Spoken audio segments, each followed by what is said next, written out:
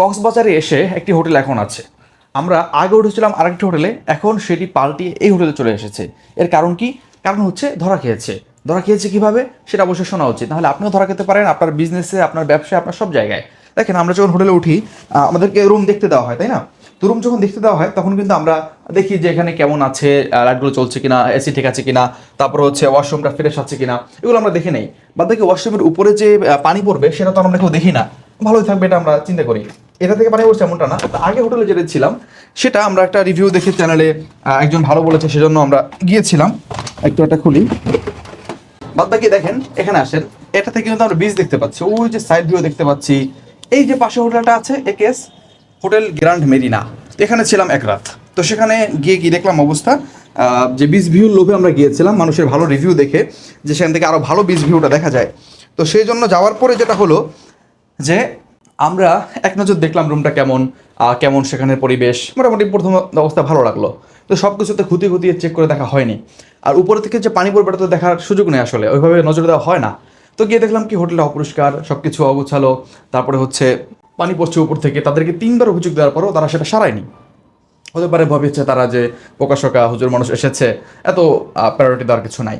মানে যখন আপনি স্মার্টলি থাকবেন তখন দেখবেন যে আপনার তারা অনেক কেয়ার করছে, অনেক খোঁজখবর নিচ্ছে।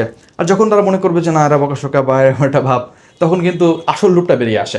তো দেখেন এখান থেকে যে শিক্ষাটা আছে, পরে আমরা হোটেলে চলে আসি, ভালো সার্ভিস পাচ্ছি। এটা হোটেল আমিন ইন্টারন্যাশনাল। তো এখান থেকে যে শিক্ষাটা সেটি একটু আবার আগের জায়গায় গিয়ে বলি।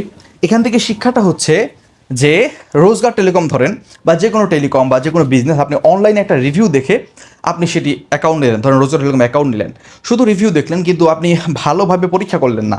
আমি যেভাবে সব জায়গায় ঘুরিয়ে দেখিনি কি আছে না আছে, হ্যাঁ, যার ফলে কিন্তু আমি একটা মানে ধরা খাওয়া হয়েছে সেখানে, এবং সেটা আমি বের করতে চাচ্ছিলাম তাদের আসল রূপটা কি, যার ফলে কিন্তু আমরা সেভাবেই মেনে নিয়ে চলে আসি। তো আপনার যদি আপনি ভালোভাবে মানে নিখুঁতভাবে পরীক্ষা করে না দেখেন, আপনি ধরুন রোজগার টেলিকম অ্যাকাউন্ট নেবেন, আমাদের টেলিকম ঠিক আছে, কিন্তু আপনি যদি সেখানে আসলে কি আছে না আছে, কী কী শর্ত আছে, অ্যাকাউন্ট খোলার পর টাকা ফেরত পাবেন কি না, কী কী সুযোগ সুবিধা পাবেন, সেগুলো না দেখে আপনি আসেন অ্যাকাউন্ট নেন, তাহলে কিন্তু আপনার নিজেরও ধরা খেতে হবে। ব্যাপারটা কিন্তু এরকম, বা আপনার মন মতো হবে না, স্বাভাবিক। এবং মানে যদি না দেখে নেন, শুধু রোজগার টেলিকম বলবো না, আমি যদি অনেকগুলো টেলিকম নিয়ে কাজ করেছি আগে, তাহলে বলবো যে কোনো টেলিকম আপনি নেন বা যে কোনো বিজনেস শুরু করেন, আপনি যদি তাদেরকে ভালোভাবে না দেখেন তাহলে দেখবেন পরে আপনি ধরা খাচ্ছেন, ভালোভাবে না জানলে। তবে একটু সময় নিয়ে জানেন, বুঝেন, তারপর অ্যাকাউন্ট নেন, ভালো কিছু হবে। আর রোজগার টেলিকম নিয়ে আমি বলার সাহস এভাবে এজন্যই পাচ্ছি, আলহামদুলিল্লাহ আমরা একটা টিম দিয়ে ভালোভাবে সাপোর্ট দেই, আমাদের সব কিছু গোছালো রূপে আছে আলহামদুলিল্লাহ।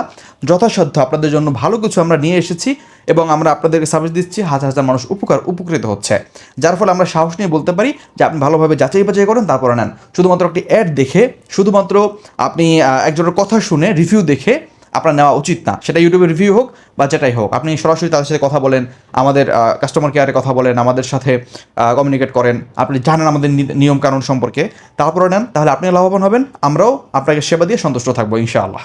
ভালো থাকুন, সুস্থ থাকুন, শিক্ষা নিন। কক্সবাজার আসলে অবশ্যই একটু যাচাই বাছাই করে নেবেন, সব কিছু তো যাচাই বাছাই করতে বললামই। আসসালামু আলাইকুম রহমতুল্লাহ।